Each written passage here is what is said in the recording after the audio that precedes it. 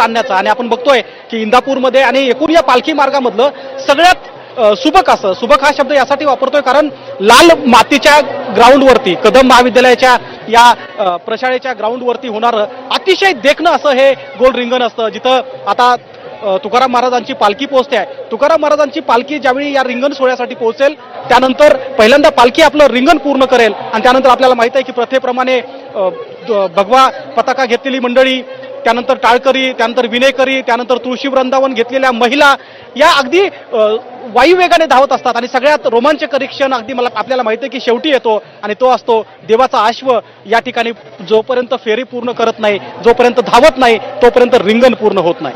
खरं तर रिंगणाची सुरुवात झाली होती ती केवळ खेळातून झाली होती कारण ज्यावेळी पहिले 8-10 दिवसाचा टप्पा पार होतो, आषाढी वारीतला अर्धा टप्पा पार झाल्यानंतर पंढरपूर जवळ यायला लागतं आणि थकलेल्या भागलेल्या या वारकऱ्यांना ऊर्जा मिळावी म्हणून अशा खेळात सुरुवात झालेला हा काही रिंगण होतं. आता तो रिंगण सोहळा बनलाय आणि हेच मी दाखवायचा प्रयत्न करतोय की अगदी माझ्या दूरपर्यंत तुम्हाला दिसत असेल की या कदम महाविद्यालयाच्या ग्राउंडवरती सकाळपासून विद्यार्थी येत आहेत, पालक येत आहेत, त्यासोबत वयोवृद्ध मंडळी सुद्धा अगदी जागा धरून लोक बसलेत कारण 10-15 मिनिटाचा हे सगळं रिंगण सोहळा असतो. मात्र बघण्यासाठी तासनतास लोक वाट बघत असतात कारण वर्षातून वारी एकदा येते आणि वारीत एकदाच इथं रिंगण बघायला मिळतं असं हे डोळ्याचं पारणं फेडणारं रिंगण आहे. काही मंडळी माझ्यासोबत आहेत जी या रिंगणस्थळी उभा आहेत. मला सांगा तुम्ही कुठून आलाय? आम्ही विटा आलोय, सांगली जिल्हा विटा. अच्छा, दरवर्षी येता? हो, आम्ही दरवर्षी येतो रिंगण बघायला. किती किलोमीटर आहे? 150 किलोमीटर आहे. 150 किलोमीटर आहे. 150 किलोमीटर आहे विटा इथून. किती जण आलाय?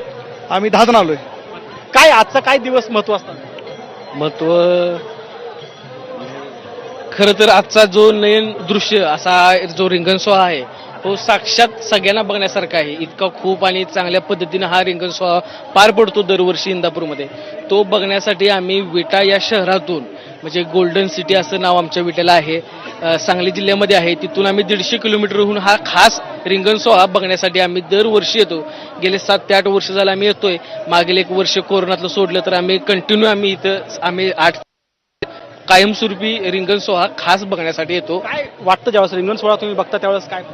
रिंगण सोहळा ज्या वेळेला बघत असतो त्यावेळेला असं वाटतं की ह्याच्या आधी कधी असं होणार पण नाही आणि कधी झालेलाही नसेल असा इतका म्हणजे डोळ्याचं पारणं फेडणारा हा रिंगण सोहळा आहे. ज्या वेळेला ती माऊली तुळशीची तुळस माता घेऊन डोक्यावरनं पळत असते, त्यानंतर सगळ्यात शेवटीला ज्या वेळेला जे आपले संरक्षणासाठी उभा असलेले जे पोलीस आहेत ते ज्या वेळेला धावतात त्यावेळेला इतका आनंद होतो ना, इतकं समाधान वाटतं. ते समाधान शब्दामध्ये सांगण्यासारखं नाही. नक्कीच आहे, शब्दामध्ये सांगण्यासारखं समाधान नाही. नाही, अगदी शब्दामध्ये सांगण्यासारखं नाहीच आहे. हे अप्रतिम रिंगण सोहळा दरवर्षी आम्ही पाहतो. आम्ही 10 जणांचा ग्रुप आहे. असं विट्यातून असंख्य लोकांचा ग्रुप विट्यामधून दरवर्षी इथं रिंगण सोहळा पाहण्यासाठी येतो. पण काय भावना असते हा दिवस यायची वाट बघत असते? हो, दरवर्षी आठवणीने. काय भावना? दरवर्षी आम्ही न चुकता इथं येतो. रिंगण सोहळा बघायसाठी एक प्रचंड ऊर्जा आम्हाला यातनं मिळते.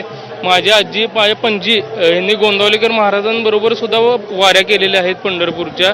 त्यामुळं आम्ही न चुकता एक ऊर्जा मिळते आम्हाला यातनं प्रचंड. त्यामुळे आम्ही सगळीजण हे व्यापारी आहेत, एकही कोण असे नाही, जे ते सगळीजण आम्ही 10च्या 10 जण व्यापारी आहोत आणि न चुकता आम्ही रिंगण सोहळा बघायला इथं दरवर्षी येतो. समाधान मिळतं? एका शब्दात सांगायचं झालं तर वर्षभर मिळणारी ऊर्जा. काय वाटतं?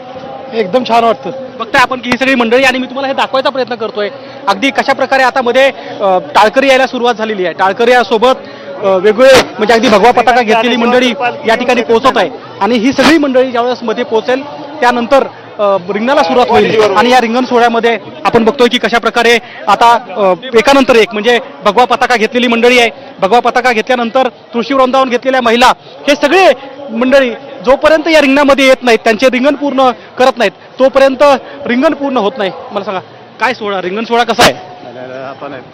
रिंगण सोहळा कसा आहे? 1 नंबर. किती वेळा बघितला आता? हा 3रा वर्ष. कुठून येता? तुळजापूर तालुका. अच्छा, किती किलोमीटर आहे? तुळजापूर तालुका तर माझ्या अंदाजानं बघा 570 किलोमीटर येतात. म्हणजे बघता आपण की धाराशिव जिल्ह्यातून फक्त रिंगण बघायला आलेत आणि ही सगळी मंडळी आहे. कुठून आलाय? इथलंच इंदापूर मधलं. दरवर्षी हो, दरवर्षी असते. आमच्यासाठी हा सोहळा दिवाळीत असला असा आहे. हा 1 वर्षभर आम्ही आतुरतेने याची वाट बघत असतो. वारीची पालखी सोहळा, हे रिंगण सोहळा आम्हाला खूप आतुरतेने आम्ही याची वाट बघत असतो. काय असते भावना? काय भावना असते? भावना काय बघताय तुम्ही ही सगळी मंडळी आहे. खर तर म्हणजे मी मुद्दामून या ठिकाणी दाखवायचा प्रयत्न करतोय की ही सगळी अगदी घरातल्या मुली त्यानंतर महिला या ठिकाणी सहभागी झालेल्या असतात. आणि हे बघा अशा प्रकारे सगळी मंडळी आहे जी या ठिकाणी बसून रिंगण सोहळा बघत असतात. काय विचारायचं? रिंगण सोहळा बघण्याचं आणखी एक वैशिष्ट्य असं आहे की या ठिकाणी जी मुलं आपण बघतोय, ज्या मुलांना वेगवेगळे वेश परिधान केलेले आहेत, कुणी तुकारामाचा वेश केलाय, कुणी रुक्माईचा वेश केलाय, कुणी विठ्ठलाचा वेश केलाय. आणि असा हा रिंगण सोहळा केवळ अश्व धावताना बघायचा नाही, तर त्यामध्ये सहभागी होऊन या ठिकाणी प्रत्येक जण रिंगण खेळत असतो असं म्हटलं तर ते चुकीचं ठरणार नाही. आणि अशी तयारी आपण बघतोय की आता भगवे पताका धारी जी मंडळी आहे ती आता मध्ये यायला सुरुवात झालेली आहे. आणि ही भगवा पताकेधारी मंडळी ज्यावेळी पळून आपलं रिंगण पूर्ण करेल आणि त्यानंतर ज्यावेळी देवाचा अश्व या ठिकाणी येईल, विशेष म्हणजे 2 अश्व असतात. एका अश्वावरती घोडेस्वार बसलेला असतो आणि दुसरा अश्व मोकळा फिरतो. आणि इतक्या वायू वेगाने हे सगळं घडतं की ज्या जागेवरून खरं तर हा अश्व फिरतो त्या जागेची माती सुद्धा हे लोक आपल्या भाळी लावित असतात, कपाळी लावत असतात आणि त्यात धन्यता मानत असतात. तेच ते दृश्य जे आपण एबीपी माझाच्या प्रेक्षकासाठी दाखवण्याचा प्रयत्न करतोय की कशा प्रकारे ही सगळी मंडळी यामध्ये सहभागी होत आहेत. आणि अगदी ज्ञानोबा तुकोबाचा जयघोष जे आम्ही बघतोय की जो मागच्या 9-10 दिवसापासून सुरू झालाय, देहू मधून बाहेर पडल्यानंतर प्रस्थान झाल्यानंतर जो ज्ञानोबा तुकोबाचा जयघोष सुरू झालाय ती कुठंच बंद झालेला नाहीये. आज इंदापूरमध्ये पोहोचल्यानंतर सुद्धा इंदापूरमध्ये मुक्कामी असते आज तुकारामांची पालखी. आणि आपण बघतोय की आज हा जो मुक्काम आहे तो पुणे जिल्ह्यात असला तरी उद्या आता हा सगळा वैष्णवांचा मेळा सोलापूर जिल्ह्यामध्ये जाणार आहे. आणि आपल्या सगळ्याला माहित आहे की सोलापूर जिल्ह्यामध्ये जिथं विठ्ठलाचं मंदिर आहे, पंढरपूर आहे, ते पंढरपूर जवळ येऊ लागलंय. आणि जसं जसं पंढरपूर जवळ येत आहे तसं तसं या वारकऱ्यामधला उत्साह आणखीन वाढताना पाहायला मिळतोय. नक्कीच जसं तुम्ही सांगताय की जसं जसं पंढरपूर जवळ येतो तसं तसं वारकऱ्यांचा उत्साह हा अधिकच द्विगुणित होतोय. या सगळ्या सोहळ्याचे रंग तुमच्याकडून अनुभवत राहू. गोविंद, धन्यवाद या माहितीसाठी. तर वारीच्या या मार्गावर वारकऱ्यांसाठी केली जाणारी भोजन व्यवस्था तितकीच महत्वाची असते, अद्भुत असते. विठुरायाच्या भेटीसाठी निघालेल्या वारकऱ्यांसाठी शुद्ध सात्विक पण तितकंच सुग्रास असं भोजन केलं जातं. तर याचाच आढावा घेतलेला आहे कीर्तनकार शिवलीला यांनी. रामकृष्ण हरी. आनंद, खेळ, पावलं या सगळ्यानंतर विषय येतो तो शेवटी पोटाचा. काही झालं तरी आपलं 2 वेळीचं जेवण हे व्यवस्थित झालं पाहिजे हा प्रत्येकाचा अट्टास असतो. मग वारीतल्या या जेवणाची सोय कशी, वारकऱ्यांना व्यवस्थित छान जेवायला भेटतं का किंवा काही गैरसोय होते का? माझ्या मतानुसार वारकरी पंचपक्वान्न रोज जेवतो आणि ती सोय नेमकं कशी होते ती आपण दिंडीचं मालक आणि जे ही सगळी व्यवस्था बघतात त्यांच्याकडनं विचारूयात. रामकृष्ण हरी दादा. रामकृष्ण हरी. मला सांगा ही सोय सगळी कशी होते आणि काय वाटतं ही सगळी सोय करताना? ही सगळी पांडुरंगाची कृपा आहे. लोक अन्न देतात, दान करतात, ते आम्ही पुढे येऊन बनवतो. जे लोकांच्या आवडीचं, शक्यतो सर्वांच्या आवडीचं जाईल या पद्धतीची त्यांची व्यवस्था आम्ही करतो. पण शेवटी पांडुरंगाचीच कृपा. मला सांगा जेवणामध्ये रोज एकच पदार्थ की वेगळं वेगळं रोज कसं असतं जेवण? रोज वेगवेगळे पदार्थ, रोज वेगवेगळी भाजी देण्याचा प्रयत्न करतो आम्ही.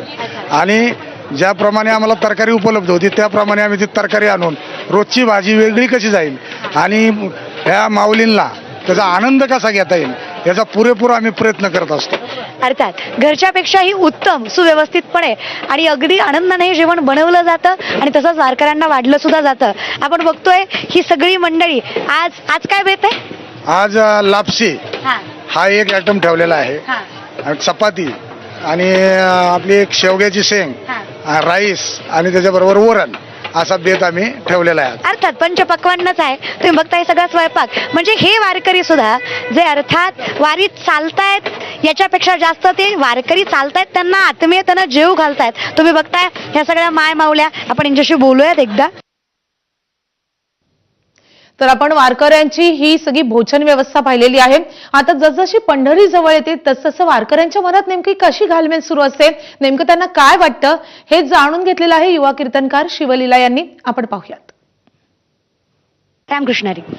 आपण पालखी सोहळा बघितलेला आहे रथ चालताना, माणसं चालताना, हे सगळं आपण आत्तापर्यंत बघितलेलं आहे. पण नेमकं जेव्हा वारी विसाव्याला जाते त्यावेळेस ही जी मंडळी आहे ही दमून थकल्यानंतर सुद्धा नामस्मरण करतात की थांबतात हे पाहण्यासाठी आपण आज विशिष्ट आलो आहे. 225 नंबरच्या दिंडीमध्ये जी महाराष्ट्राचे नामवंत कीर्तनकार, श्रेष्ठ कीर्तनकार हरिभक्तपरायण सोपान महाराज साणप, प्रकाश महाराज साठे यांच्या अंतर्गत चालते.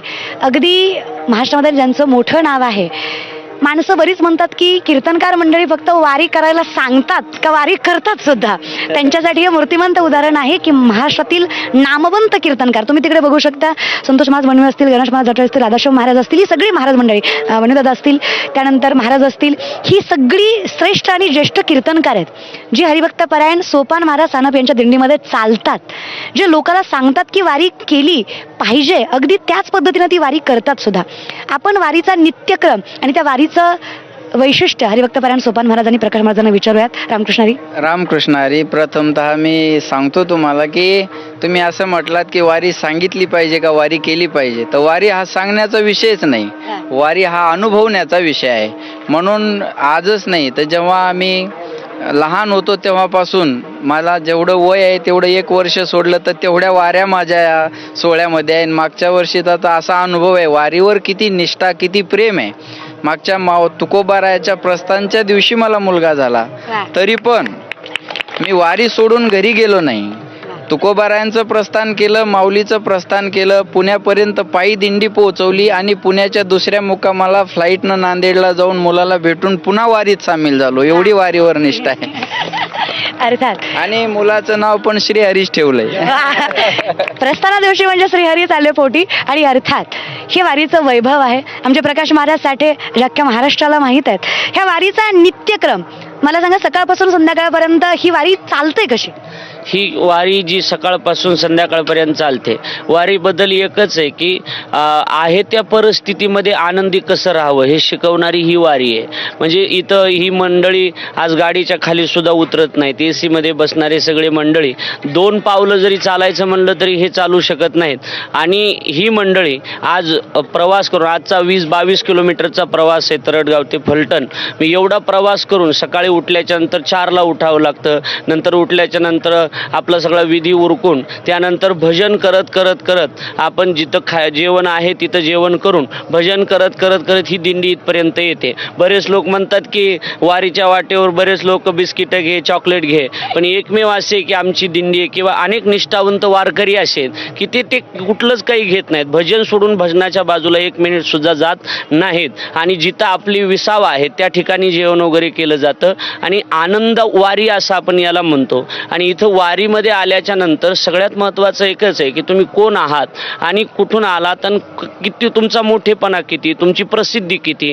अर्थात या सगळ्या गोष्टी तुम्हाला बाजूला साडाव्या लागतील, त्यावेळेला तुम्हाला वारीचा आनंद मिळेल.